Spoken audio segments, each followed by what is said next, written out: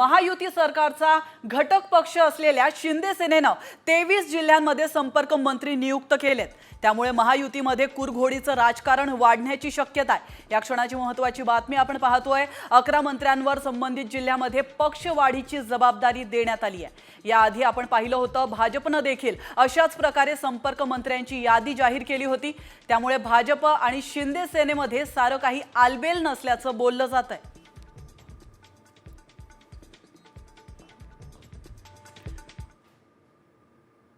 तर आपण पाहतोय शिंदेंचा भाजप आणि राष्ट्रवादीला शह। अजित पवार पालकमंत्री राष्ट्रवादी पुण्यामध्ये, त्याचप्रमाणे आशिष शेलार आणि उदय सामंत यांना ही जबाबदारी देण्यात आलेली आहे।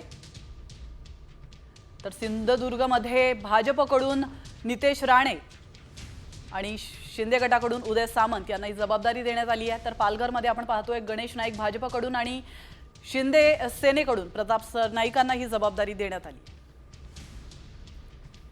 तर जालनामध्ये भाजपकडून पंकजा मुंडे तर शिंदे सेनेकडून योगेश कदम। तर परभणीमध्ये शिंदे सेनेकडून गुलाबराव पाटील आणि भाजपकडून मेघना बोर्डीकर यांना ही जबाबदारी देण्यात आली आहे। तर बुलढाण्यामध्ये शिंदे सेनेकडून गुलाबराव पाटील आणि राष्ट्रवादीकडून मकरंद पाटील